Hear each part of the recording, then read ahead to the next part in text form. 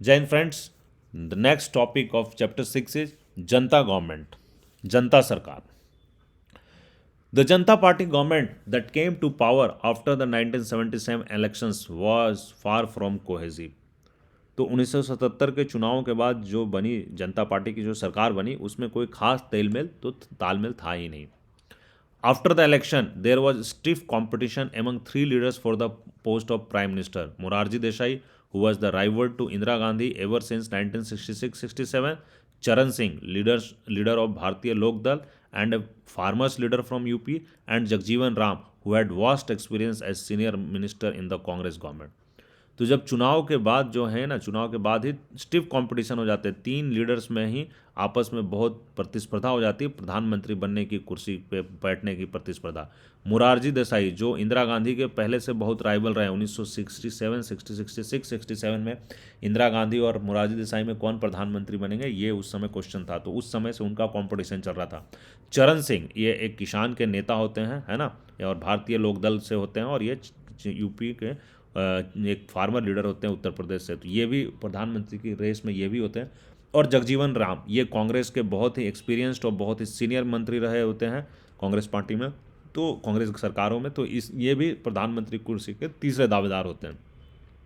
Eventually Morarji Desai became the prime minister, but that did not bring power struggle within the party to an end, है ना. तो बहरहाल मोरारजी देसाई प्रधानमंत्री तो बन जाते हैं, लेकिन इससे जनता पार्टी के भीतर की सत्ता की जो खींचतान है वो खत्म नहीं होती है.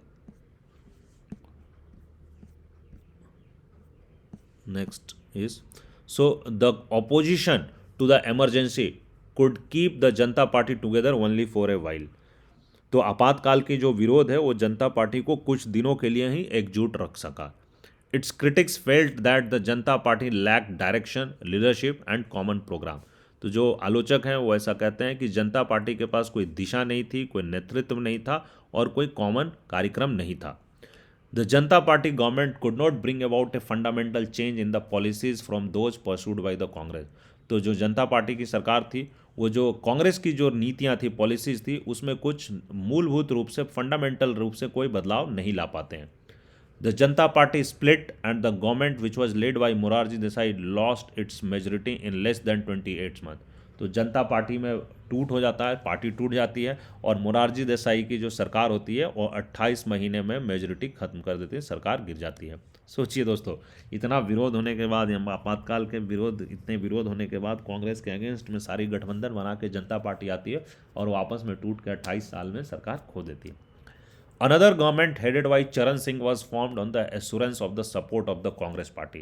तो एक नई सरकार बनती है, चरण सिंह प्रधानमंत्री बन जाते हैं भारतीय लोकदल के, और ये सरकार बनाते हैं with the support from Congress party. और अब कांग्रेस पार्टी जिसके विरोध में चुनाव लड़ी गई थी जनता पार्टी द्वारा, उसके समर्थन से चरण सिंह प्रधानमंत्री बनते हैं. But the Congress party later decided to withdraw its support with the result that the Charan Singh government could remain in power for just about 4 months. तो जो कांग्रेस पार्टी है वो बाद में अपना सपोर्ट विड्रॉ कर लेती है, अपना समर्थन सरकार से खींच लेती है, और इसका रिजल्ट ये होता है कि चरण सिंह सरकार फिर सिर्फ 4 महीने के लिए सरकार रह पाती है, प्रधानमंत्री बना पाते हैं. बेसिकली 28 महीने के लिए पहली सरकार रही और 4 महीने के लिए दूसरी सरकार रही, जिसमें कांग्रेस आउटसाइड सपोर्ट कर रही थी.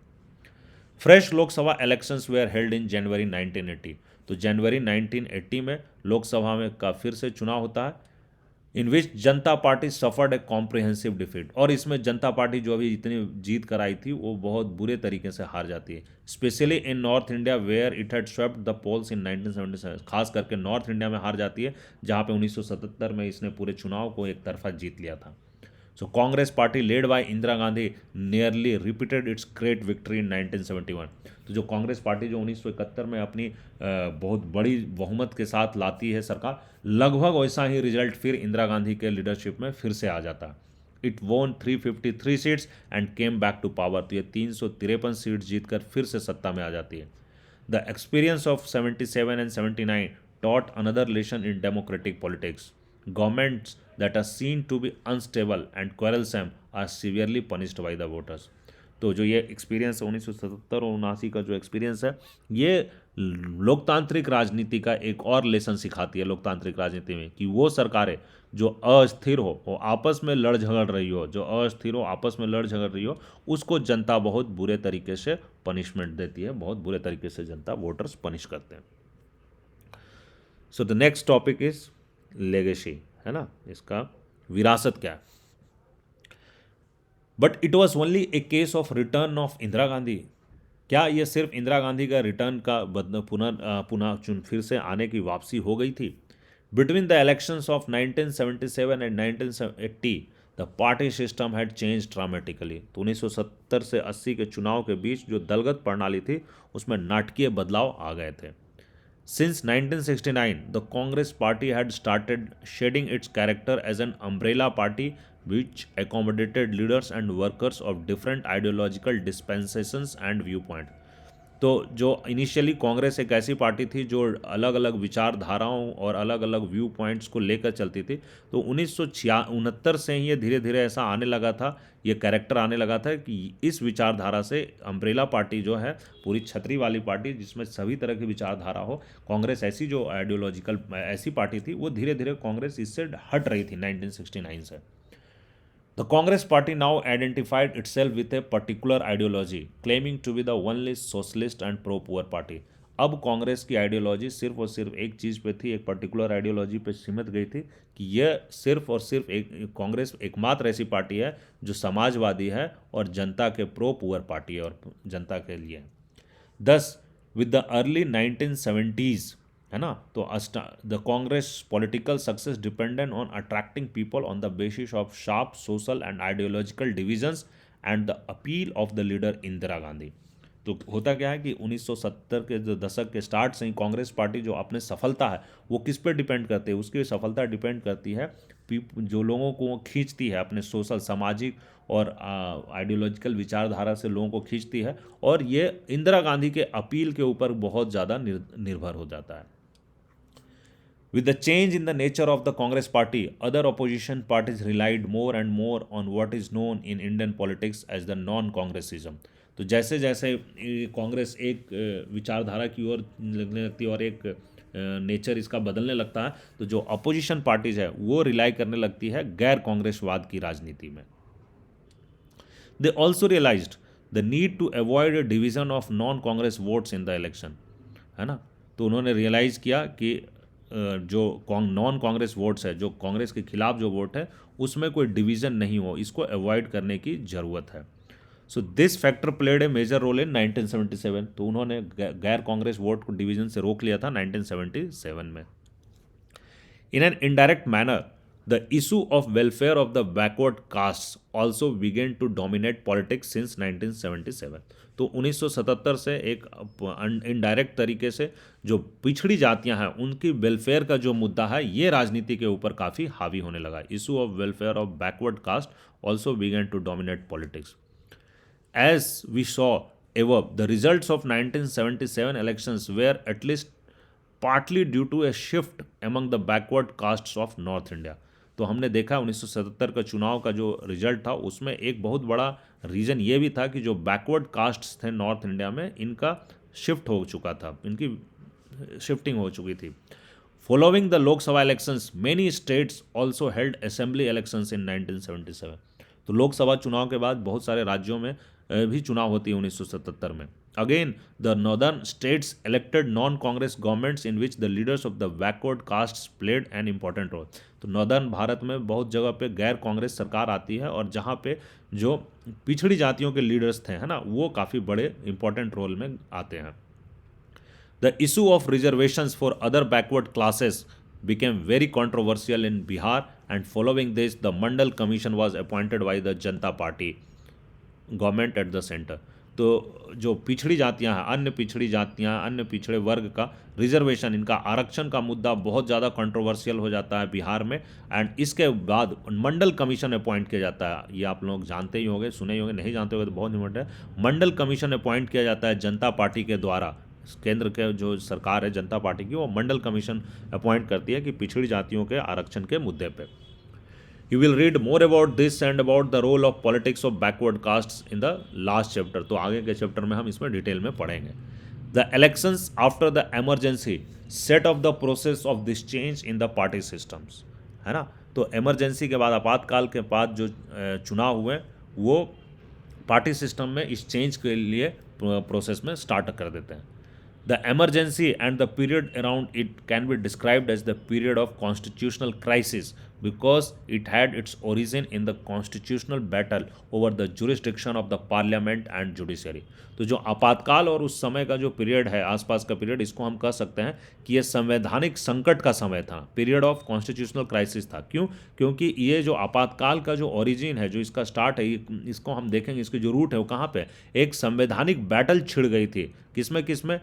पार्लियामेंट और जुडिशरी, पार्लियामेंट और जो न्यायपालिका है, संसद और न्यायपालिका के क्या क्या जुरिस्डिक्शन है, किसका क्या कार्य क्षेत्र है, उसके बीच में एक बैटल छिड़ गई थी और उसके कारण ही, उसके परिणाम स्वरूप, फलस्वरूप इमरजेंसी घोषित होती है। सो ये उसको हम कह सकते हैं कि संवैधानिक संकट का समय काल था। On the other hand it was also a period of political crisis, और इसके साथ ही हम ये भी कह सकते हैं कि ये एक राजनीतिक संकट का भी समय था। The party eight in power had absolute majority and eight its leadership decided to suspend the democratic process। जो पार्टी जो एब्सोल्यूट मेजोरिटी में थी, 1971 में कांग्रेस को एब्सोल्यूट मेजोरिटी थी, ऐसी पार्टी, और वो खुद सत्ता में बैठी हुई पार्टी थी, ये डिसाइड करती है कि जो लोकतांत्रिक प्रोसेस है उसको हटा दिया जाए, उसको सस्पेंड कर दिया जाए।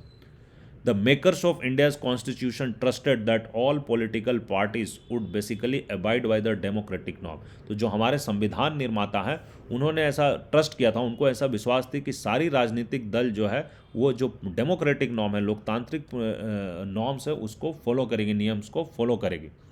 Even during the emergency when the government would use extraordinary powers, its use would be within the norms of the rule of the law। तो इवन आपातकाल का जो प्रावधान बनाया गया था, उसमें ये सोचा गया था कि आपातकाल में भी जब सरकार अपने स्पेशल पावर्स को जब यूज़ करेगी, असामान्य पावरों का यूज़ करेगी, तो वो भी रूल ऑफ लॉ के नॉर्म्स के तहत ही होगी, है ना। This expectation led to the wide and open-ended powers given to the government in the times of emergency।